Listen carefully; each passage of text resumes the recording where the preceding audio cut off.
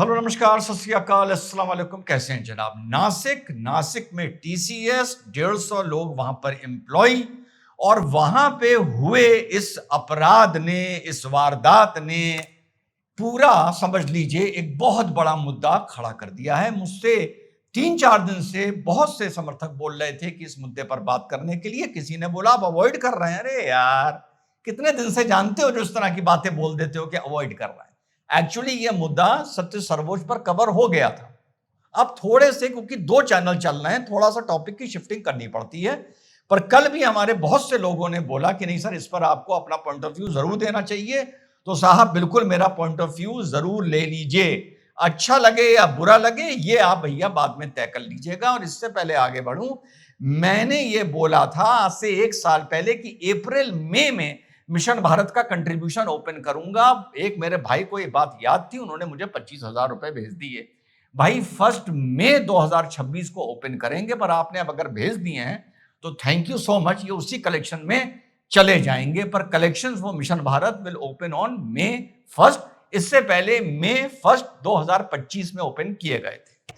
अब आते हैं साहब, तो टीसीएस की सीईओ जो हैं आरती सुब्रमण्यम, वो अब जागी हैं और वो इंटरनल इंक्वायरी करेंगी इस पे। टाटा सन्स के चेयरमैन जो हैं चंद्रशेखरन, उन्होंने ये कहा है कि ये बहुत ही संवेदनशील मुद्दा है। अब कहा है वही चीज है, जब पानी सर के ऊपर से हमारे देश में निकल जाता है तो हु करके सब लोग जागते हैं। चलिए साहब, अब हुआ ये कि 2 टायर सिटीज जो होती है उसमें नासिक आती है, तो उसमें कई जगह पर टीसीएस ने अपने ऑफिसेस खोले हैं। इस ऑफिस में 147 जो रिपोर्ट बता रही हैं लोग यहां पर एम्प्लॉयड थे। अब हुआ यूं, जब मुझे कहा कि इस पर मुझको भी अपलोड देना है तो थोड़ा सा मैंने कल से इसको और पढ़ना शुरू किया। तो जो रिपोर्ट्स ये बता रही हैं कि ये मामला एक सेक्सुअल हैरेसमेंट से बाहर आया, वो बाद में हुआ है। पहले ये हुआ है कि एक लड़की, जाहिर सी बात है उसका नाम पब्लिक डोमेन में नहीं है, उसके बिहेवियर में चेंज होना शुरू हुआ, उसके ड्रेसिंग में चेंज होना शुरू हुआ। संभवतः जब ये आता है कि उसकी ड्रेसिंग इस्लामिक होती जा रही थी, तो आप मान लीजिए उसने हिजाब पहनना शुरू कर दिया। वहां से ये मामला जब पेरेंट्स को पता चला तो पेरेंट्स ने उसको ऑफिस जाने से मना कर दिया, लॉन्ग लीव डाल दी। वो जिद कर रही थी कि मुझे जाना है। तो पहली जो कंप्लेन आई है ये पेरेंट्स की तरफ से आई है कि वहां पर हमें लड़की के बिहेवियर में बहुत चेंज लग रहा है, और वो जो भी अपने सर्कल का नाम लेती है उसमें सब एक ही कम्युनिटी यानी मुस्लिम कम्युनिटी के लोगों का वो नाम लेती है। यहां से ये स्टार्ट होना शुरू हुआ।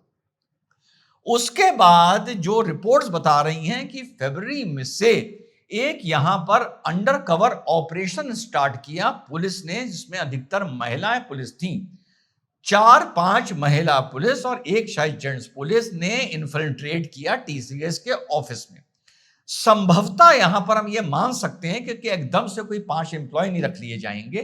अंदर से किसी ने इनको एम्प्लॉय लगने के लिए मदद की है, जो शायद इस चीज के खिलाफ था पर किसी डर की वजह से बोल नहीं पा रहा था। एक सीनियर मैनेजर का भी नाम आ रहा है जिसने एजीएम साहब को इस मुद्दे को लेकर कई बार मेल करी, शिकायत करी, लेकिन एजीएम ने इसको इग्नोर कर दिया। तो माना यह जा रहा है इसी मैनेजर ने कुछ अपना क्लाउड दिखाकर पुलिस के साथ इस इन्वेस्टिगेशन में कोऑपरेट करने के लिए इनको एंट्री दी। इन्होंने वहां पर जो ऑब्जर्व किया, ये ऊपर सीनियर ऑफिसर्स को अपनी रिपोर्ट भेजती रहती थी। कुछ वहां से डेटा भी अपना मोबाइल से डेटा इकट्ठा करती थी, सीसीटीवी का कुछ डेटा इकट्ठा करती थी। फिर उसके बाद जब उन्होंने रिपोर्ट वहां पर दी तब पुलिस हरकत में आनी शुरू हुई, और इसी बीच वहां के एक एम्प्लॉय दानिश शेख के विरुद्ध एक एफआईआर आती है, कंप्लेन आती है कि उसने अपने को सिंगल बताया था और मुझसे शादी का वादा किया था, लेकिन बाद में पता चला वो मैरिड था। यह हुआ वहां पर दूसरा मामला। फिर वहां पर एक चेन चलनी इसकी शुरू हुई जहां 7-8 एफआईआर हुई। अब ये सारी एफआईआर एक ही टाइप के मुद्दे को कवर नहीं कर रही है। ये एफआईआर जब मैं पढ़ रहा था ये कन्वर्जन को भी कवर करके चल रही है, for sexual relationship under the pretext of marriage उसको भी कवर करके चल रही है।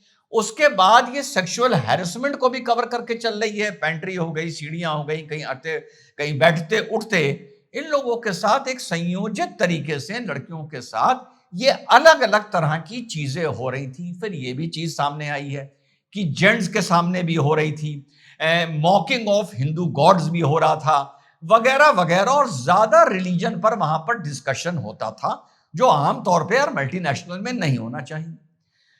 अब प्रॉब्लम यह है कि अभी भी कोई शिकायत करने आ जाएगा, या कंप्लेंट, शिकायत करने नहीं, गाली देने आ जाएगा कि तू इस पर क्या एक तरफ लेके जा रहा है।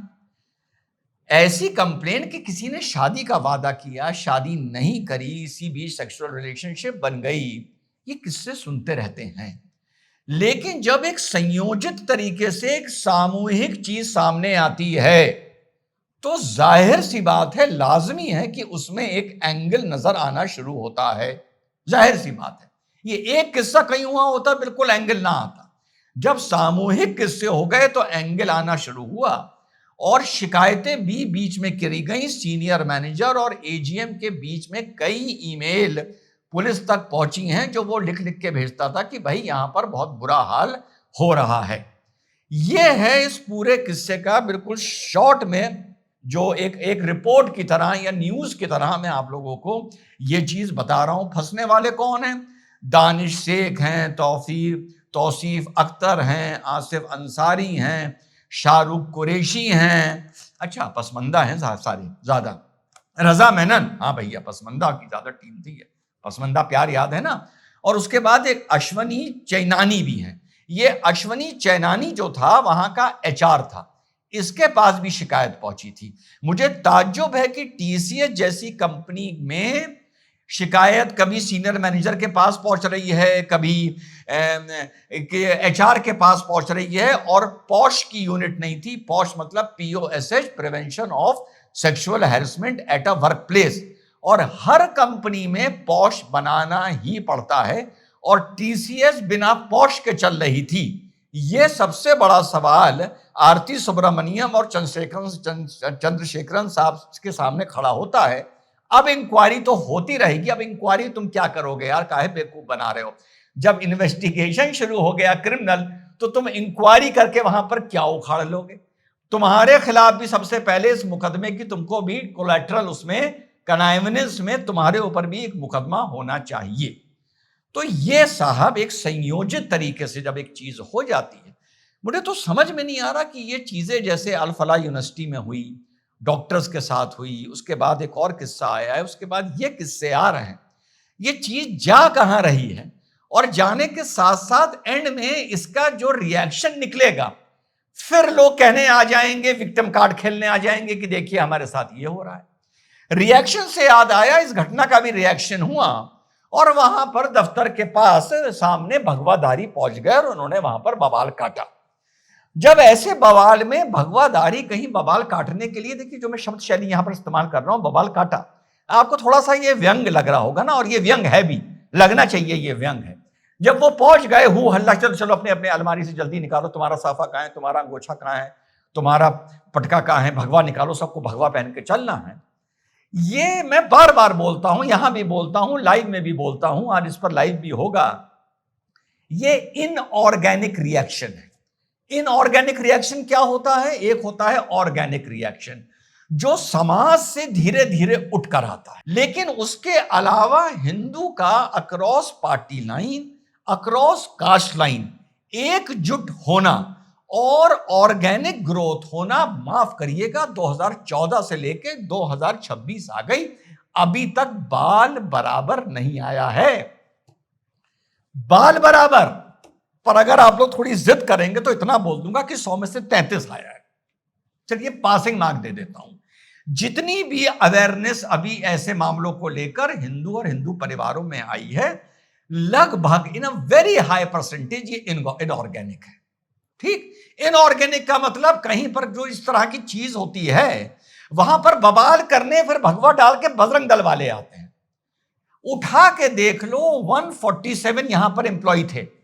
ये मुझे फिगर पता नहीं है, लेकिन अनुभव से बता रहा हूं और गारंटी से बता रहा हूं, यहां पर 147 एम्प्लॉय में मुस्लिम्स की परसेंटेज 40-45 से ज्यादा नहीं होगी। मैं यहां बैठ के बता रहा हूं नहीं होगी, गारंटी से बता रहा हूं नहीं होगी। यानी 100 लोग यहां पर लड़के लड़कियां हिंदू होंगे। यार बाहर से भगवादारियों की जरूरत क्यों पड़ गई? यही है सबसे बड़ी कमी। और इस कमी के बारे में कम से कम 7 साल से तो बोल रहा हूं, 8 साल से, 2017 से ज्यादा हो गए, 10 साल होने को आ रहे हैं, बोल रहा हूं। अब लोग कहते हैं इस पे वीडियो अपलोड करिए, वीडियो अपलोड करिए। लोग कर दिया वीडियो अपलोड। यार वो तो जो कर रहे हैं वो कर रहे हैं ना।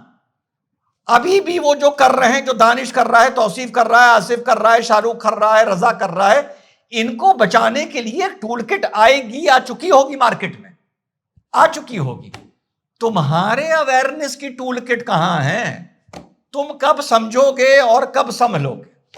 कब संभलोगे? इतना सामूहिक हो रहा है कि एचआर लिख लिख के, ये आपका सीनियर मैनेजर लिख लिख के एजीएम को भेज रहा है, महीनों चल रहा है।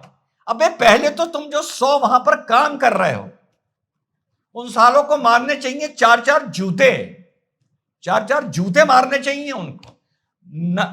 टेक्निकली स्पीकिंग उनको क्या बोलो यार, इंपॉर्टेंट भी नहीं बोल सकते टेक्निकली स्पीकिंग, वो भी गलत हो जाएगा। मतलब क्या है अंदर, है क्या अंदर यार? मुझे समझ ही नहीं आता। मैं तो दोनों तरफ से परेशान हूं, ना इधर का मुझे समझ में आए, ना उधर का मुझे समझ में आए। साली ना उधर की गर्मी समझ में आए और ना इधर की ठंडक समझ में आए, दोनों का न समझ में आए। दोनों एक एक्सट्रीम पर ऑपरेट कर रहे हैं। सुनना था वीडियो, बना दिया वीडियो। संयोजित इस तरीके का अपराध अगर एक कम्युनिटी की सोच की तरफ इशारा करता है, अबे तो ये जो संयोजित चुप्पी है, ये जो डर है, ये कम्युनिटी की तरफ क्या इशारा करता है ये देख लो ना। इसी में खुश होते रहते हो, एक्स मुस्लिम कितने हैं, वाई मुस्लिम कितने हैं, जेड मुस्लिम कितने हैं। अबे ये कैलकुलेट करो कि इस देश में हिंदू कितने हैं बेवकूफो, ये कैलकुलेट करो तुम। एक्स कितने हैं, अरे एक्स हैं, अच्छा वाई कितने हो गए, इसी में फंसे हुए हो, इसी में चूतिया खुश होते रहते हैं, एक्स वाई जेड में।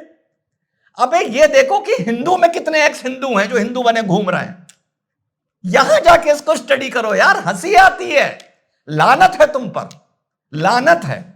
साली लाइफ मेरी ऐसी है कि दोनों तरफ लानत भेजता रहता हूं, सुबह शाम, कभी इधर भेजता हूं, कभी उधर भेजता हूं।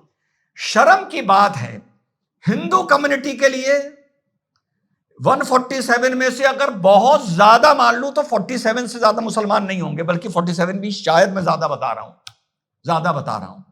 ये जो अश्विन चन्नानी है, जिसको शिकायत पहुंची थी ये एचआर के, जिसने कहा कि कॉर्पोरेट सर्कल में तो ये सब चलता रहता है, ये कौन हरामजादा है पहले ये पता लगाओ। ये एक्स हिंदू है, वाई हिंदू है या जेड हिंदू है?